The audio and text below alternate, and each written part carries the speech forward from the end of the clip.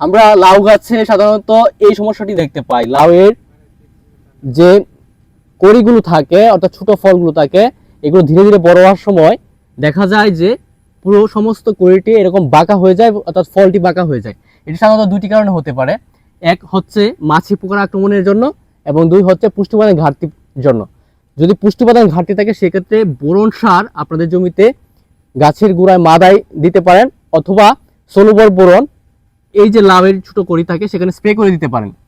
তাছাড়া যে কারণে হয়ে থাকে সেটি হচ্ছে লাউ গাছের সবচেয়ে ক্ষতিকর পোকা মাছি পোকা। সেই মাছি পোকা ওভিপোজিটর ঢুকিয়ে যদি এখানে ছিদ্র করে ডিম ছাড়ে, সেটি কিন্তু একটি সময় দেখা যায় সমস্ত যে লাউটি সেটি এবড়ো থেবড়ো অর্থাৎ অসম আকৃতির লাউ দেখা যায়।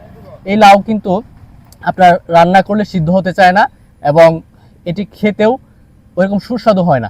তো আপনারা এই দুইটি কারণ যদি নিশ্চিত করতে পারেন, এবং দুইটি কারণের জন্য আপনারা যদি এই স্প্রেগুলো দিতে পারেন, এবং পুষ্টি উপাদানের ঘাটতি পূরণের জন্য বোরন যদি স্প্রে দিতে পারেন, তাহলে এই সমস্যাটি সমাধান হয়ে যাবে।